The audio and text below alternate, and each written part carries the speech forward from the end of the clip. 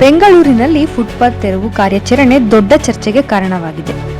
ಕೆಲವರು ಇದು ಸಾರ್ವಜನಿಕರ ಸುರಕ್ಷೆಗಾಗಿ ಅಗತ್ಯ ಎಂದು ಹೇಳುತ್ತಿದ್ದಾರೆ. ಇನ್ನು ಕೆಲವರು ಬಡ ವ್ಯಾಪಾರಿಗಳ ಜೀವನೋಪಾಯಕ್ಕೆ ಹೊಡೆತ ಎಂದು ಆರೋಪಿಸುತ್ತಿದ್ದಾರೆ. ಈ ಬಗ್ಗೆ ಮುಖ್ಯಮಂತ್ರಿ ಡಿ.ಕೆ. ಶಿವಕುಮಾರ್ ಏನು ಹೇಳಿದ್ದಾರೆ?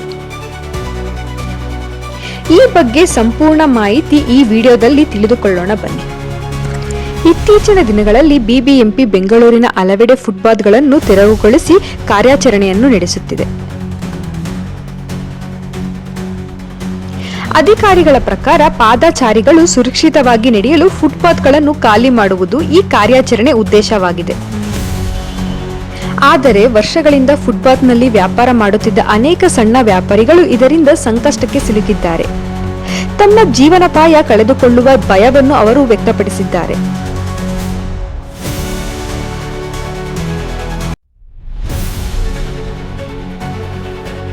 ಈ ಹಿನ್ನೆಲೆಯಲ್ಲಿ ಮುಖ್ಯಮಂತ್ರಿಗಳಾದ ಡಿ.ಕೆ. ಶಿವಕುಮಾರ್ ಅವರು ಪ್ರಕ್ರಿಯೆ ನೀಡಿ, ನಾವು ವ್ಯಾಪಾರಿಗಳ ಹೊಟ್ಟೆ ಮೇಲೆ ಒಡೆಯೋದಿಲ್ಲ, ಬದಲಿಗೆ ಸಾರ್ವಜನಿಕರ ಅನುಕೂಲಕ್ಕಾಗಿ ಮತ್ತು ನಗರದ ವ್ಯವಸ್ಥೆ ಸುಧಾರಿಸಲು ಕ್ರಮ ಕೈಗೊಂಡಿದ್ದೇವೆ ಎಂದು ಹೇಳಿದ್ದಾರೆ. ಈ ವಿಷಯದಲ್ಲಿ ಎರಡು ಅಭಿಪ್ರಾಯಗಳಿವೆ. ಒಂದು ಕಡೆ ಪಾದಚಾರಿಗಳಿಗೆ ಫುಟ್ಪಾತ್ ಮುಕ್ತವಾಗಿರಬೇಕು, ಟ್ರಾಫಿಕ್ ಸಮಸ್ಯೆ ಕಡಿಮೆಯಾಗಬೇಕು, ನಗರ ಸ್ವಚ್ಛವಾಗಿರಬೇಕು ಎಂದು ಜನರು ಹೇಳುತ್ತಿದ್ದಾರೆ. ಇನ್ನೊಂದು ಕಡೆ ದಿನಗೂಲಿ ಜೀವನ ನಡೆಸುವ ಸಣ್ಣ ವ್ಯಾಪಾರಿಗಳಿಗೆ ತಕ್ಷಣ ತೆರವು ದೊಡ್ಡ ಆರ್ಥಿಕ ಹೊಡೆತ. ಅವರಿಗೆ ಬೇರೆ ಸ್ಥಳ ನೀಡಿದ ನಂತರವೇ ತೆರವು ಮಾಡಬೇಕು ಎಂಬ ಅಭಿಪ್ರಾಯವೂ ಕೇಳಿಬರುತ್ತಿದೆ.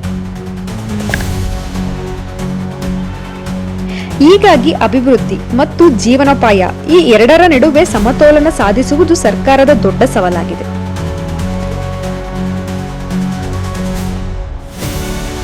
ಬೆಂಗಳೂರು ಇಂದು ಭಾರತದ ವೇಗವಾಗಿ ಬೆಳೆಯುತ್ತಿರುವ ಮಹಾನಗರಗಳಲ್ಲಿ ಒಂದು.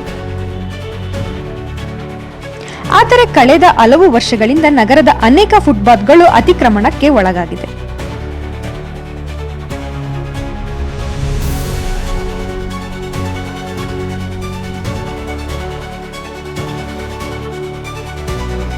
ಇನ್ನು ಕೆಲವೆಡೆ ಹಣ್ಣಿನ ಅಂಗಡಿಗಳು, ಹೂವಿನ ಅಂಗಡಿಗಳು, ತರಕಾರಿ ವ್ಯಾಪಾರಿಗಳು, ಟೀ ಸ್ಟಾಲ್, ಫಾಸ್ಟ್ ಫುಡ್ ಅಂಗಡಿಗಳು, ಬಟ್ಟೆ ವ್ಯಾಪಾರಿಗಳು ಫುಟ್ಪಾತ್ ಮೇಲೆಯೇ ವ್ಯಾಪಾರವನ್ನು ಮಾಡುತ್ತಿದ್ದಾರೆ. ಇದರಿಂದ ಪಾದಚಾರಿಗಳು ರಸ್ತೆಯಲ್ಲೇ ನಡೆದಾಡಬೇಕಾದ ಪರಿಸ್ಥಿತಿ ಉಂಟಾಗಿದೆ. ಸರ್ಕಾರದ ಪ್ರಕಾರ ಫುಟ್ಪಾತ್ ಎಂದರೆ ಪಾದಚಾರಿಗಳ ಸುರಕ್ಷಿತ ಸಂಚಾರಕ್ಕಾಗಿ ನಿರ್ಮಿಸಿರುವ ಜಾಗ. ಅದು ಅಂಗಡಿಗಳಿಗೆ ಅಲ್ಲ. ಫುಟ್ಪಾತ್ ಅತಿಕ್ರಮಣವಾದರೆ ಮಕ್ಕಳು ರಸ್ತೆಯಲ್ಲಿ ನಡೆದಾಡಬೇಕು, ವೃದ್ಧರಿಗೆ ಅಪಾಯ, ಅಪಘಾತದ ಸಾಧ್ಯತೆ ಹೆಚ್ಚಾಗುತ್ತದೆ, ಟ್ರಾಫಿಕ್ ಸಮಸ್ಯೆ ಹೆಚ್ಚಾಗುತ್ತದೆ.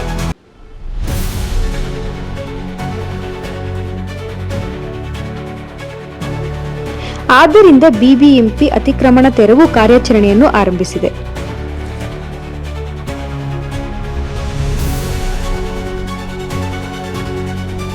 ಅಧಿಕಾರಿಗಳು ಹಲವು ಪ್ರದೇಶದಲ್ಲಿ ನೋಟಿಸ್ ನೀಡಿ ನಂತರ ತೆರವು ಕಾರ್ಯಾಚರಣೆ ನಡೆಸುತ್ತಿದ್ದಾರೆ. ಕಾನೂನು ಏನು ಹೇಳುತ್ತದೆ? 2014ರಲ್ಲಿ ಭಾರತ ಸರ್ಕಾರ ಸ್ಟ್ರೀಟ್ ವೆಂಡರ್ ಆಕ್ಟ್ ಎಂಬ ಕಾನೂನು ಜಾರಿಗೆ ತಂದಿತ್ತು. ಈ ಕಾನೂನಿನ ಉದ್ದೇಶ ಬೀದಿ ವ್ಯಾಪಾರಿಗಳ ಜೀವನೋಪಾಯ ರಕ್ಷಿಸುವುದು, ಅವರಿಗೆ ಗುರುತಿನ ಚೀಟಿ ನೀಡುವುದು, ವ್ಯಾಪಾರ ಮಾಡಲು ನಿರ್ದಿಷ್ಟ ವಲಯಗಳನ್ನು ಗುರುತಿಸುವುದು, ಸಾರ್ವಜನಿಕರಿಗೂ ತೊಂದರೆ ಆಗದಂತೆ ವ್ಯವಸ್ಥೆ ಮಾಡುವುದು. ಅಂದರೆ ಕಾನೂನು ಸರ್ಕಾರದ ಪರವೂ ಅಲ್ಲ, ವ್ಯಾಪಾರಿಗಳ ಪರವೂ ಅಲ್ಲ, ಎರಡರ ನಡುವೆ ಸಮತೋಲನ ಸಾಧಿಸುವುದೇ ಇದರ ಉದ್ದೇಶ.